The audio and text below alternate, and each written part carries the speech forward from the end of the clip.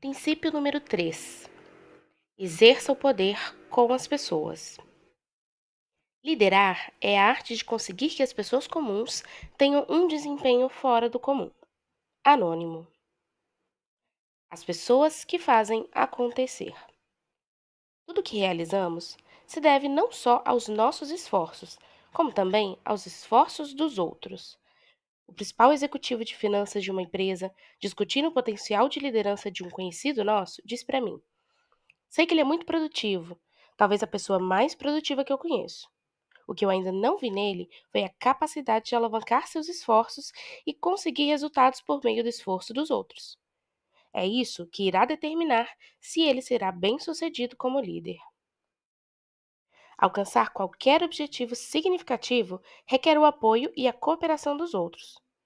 A maior diferença entre aqueles que gerenciam pessoas e os que lideram pessoas está no crescimento dos seus subordinados. Isso serve para quem gerencia uma família, uma iniciativa de arrecadar fundos, uma equipe de projetos ou uma empresa. Exerça o poder com as pessoas. Logo depois de formado, trabalhei como representante de vendas. Minha assistente era uma mulher muito competente, chamada Terry. Tínhamos uma boa relação de trabalho.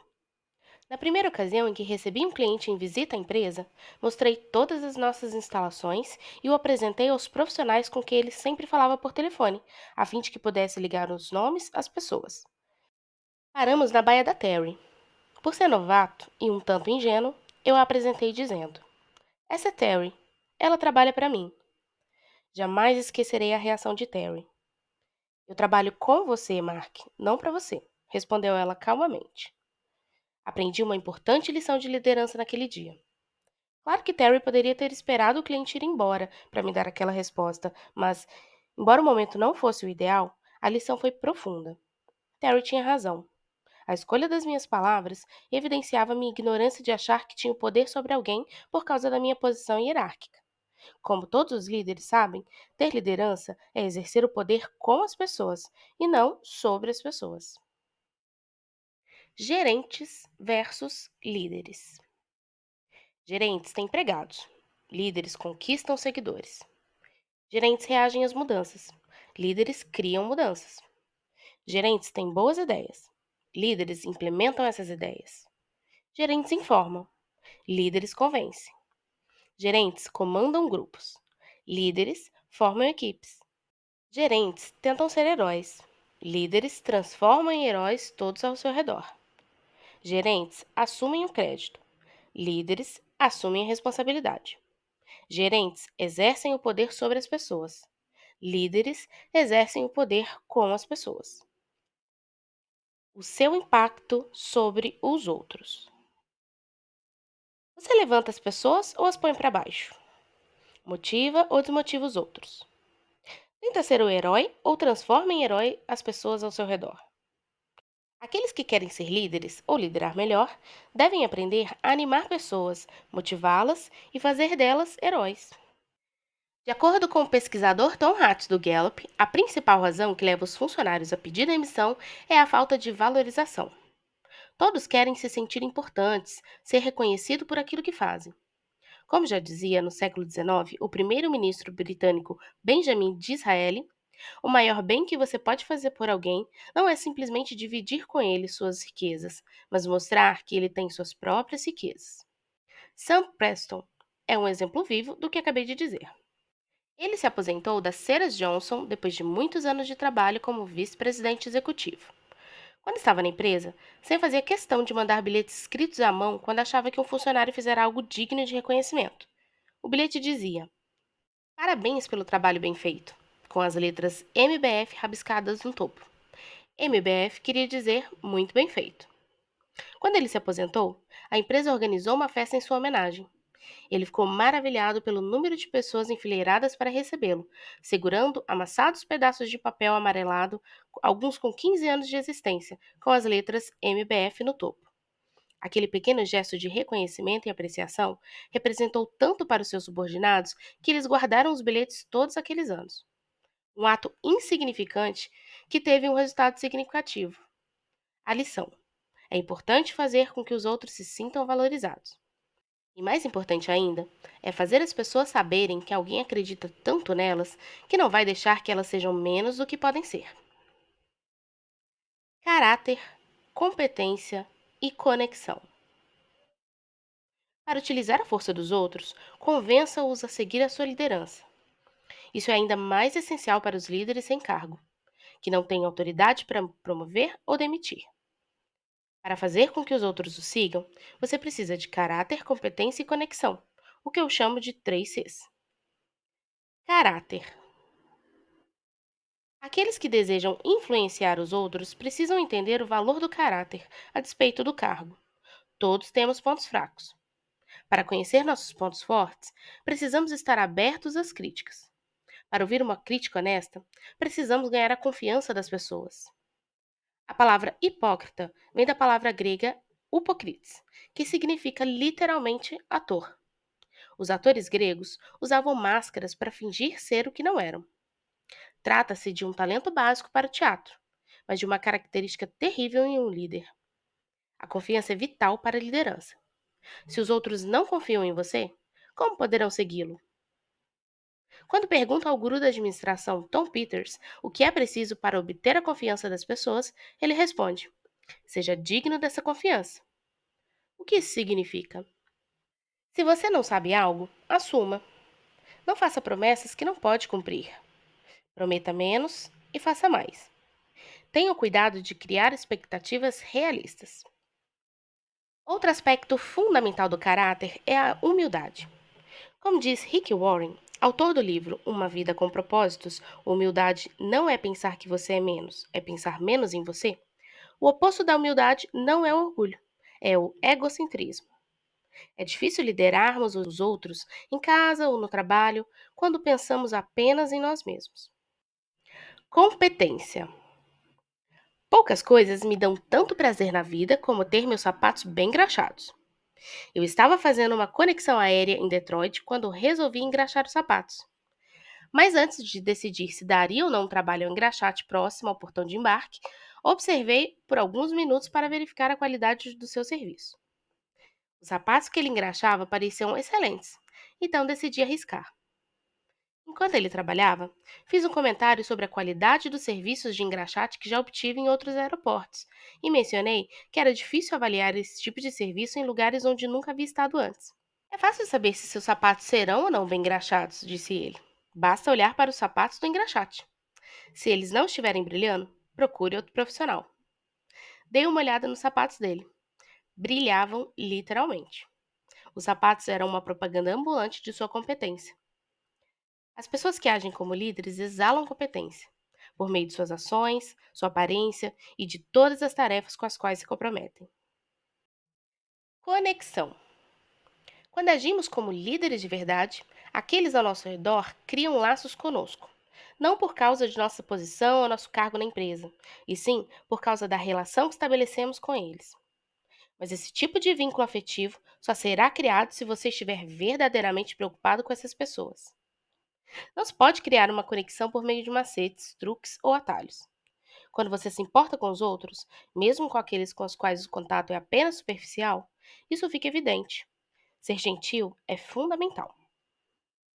No criativo artigo da Harvard Business Review, intitulado Babacas Competentes, Idiotas Amáveis e a Formação da Rede Social, Tiziana Castiaro e Miguel Souza Lobo mostraram que, quando as pessoas precisam que um trabalho seja feito, elas escolhem um colega com quem tenham afinidades e não o mais capaz. Claro que é importante ser competente, mas se você quer ser aquele que os outros procuram quando necessitam de ajuda, é bom também ser alguém fácil de se gostar. Motive os outros. As empresas executam tarefas pelos próprios motivos, não pelos seus. Para ser um líder eficaz, você precisa saber motivar os outros. No fundo, todo mundo precisa de uma razão para fazer as coisas. Todos estão sobrecarregados de tarefas que demandam tempo e energia. Para conquistar o apoio e a disponibilidade dos outros, mostre a eles o que ganharão com isso. Há muitos anos, em uma cidade do meio-oeste americano, testei um novo seminário chamado Como Motivar Pessoas. A maioria dos quase 300 membros da plateia era formada por gerentes, embora boa parte não fosse do alto escalão. Aqueles ouvintes estavam especificamente interessados em como motivar os outros, principalmente os que não eram subordinados a eles e sobre os quais não tinham poder. Ao falar sobre as várias recompensas e punições que podiam ser usadas para motivar as pessoas, indaguei: quantos aqui tiveram um chefe que perguntou o que motivava você? Depois de um breve silêncio, umas poucas mãos se ergueram. Numa estimativa rápida, não mais do que 15% do grupo. Desde então, obtive a mesma reação de outras plateias ao longo dos anos. A questão é que muitos esforços no sentido de motivar os outros se baseiam em suposições. Os administradores acham que sabem o que motiva os seus funcionários, mas raramente se dão ao trabalho de descobrir se suas suposições têm fundamentos. Por isso, pergunte aos outros o que os motiva. Um dos modos mais eficazes de engajar as pessoas é simplesmente dizer a elas: preciso da sua ajuda. O próprio pedido convida a participação, em vez de ordenar. Ao mesmo tempo, você deixa claro que a opinião da outra pessoa é relevante. Nem todo mundo vai corresponder às suas expectativas. Embora você possa não obter tudo pelo que ansiava e esperava, certamente obterá mais do que conseguiria por outros métodos. Confronte os problemas. Poucas pessoas gostam de confrontos, e ninguém gosta de ser confrontado. Mas é claro que, ao liderar os outros, às vezes os confrontos são inevitáveis. Se você evitar o confronto quando ele for mais exigido, dificilmente os outros o levarão a sério. A solução é confrontar os problemas e não as pessoas. Nunca é sábio ignorar um conflito na tentativa de suavizar as coisas em uma relação. Fazer isso resultará no oposto ao longo do tempo e pode gerar ressentimento entre os colegas e subordinados. Quando precisar confrontar alguém, mostre preocupação com seu interlocutor. Lembre-se que a maioria dos problemas requer a colaboração de outra pessoa para ser solucionada. Alienar o outro quase sempre arruina o processo. Concentre-se em corrigir o comportamento e as atitudes da outra pessoa, em vez de julgá-la. Esteja aberto a examinar o papel do seu próprio comportamento e de suas atitudes na relação. Conversar sobre o que aconteceu de errado, em vez de quem errou, não deixará o outro na defensiva. Não tema desafiar as pessoas ao seu redor. O professor universitário, dirigindo-se à multidão de estudantes reunidos no primeiro dia de aula, começou dizendo a eles como o curso seria difícil e quanto trabalho extra iria exigir. Uns poucos se levantaram e saíram. Então, ele informou aos alunos que o esforço necessário para ser aprovado seria equivalente ao de tirar a nota máxima nas outras matérias. Mas alguns pegaram seus livros e foram embora. Ele advertiu os restantes que estar interessado no curso não era o suficiente. Para terem sucesso, precisavam ser apaixonados pelo assunto. E com isso, outros jovens atordoados deixaram a sala.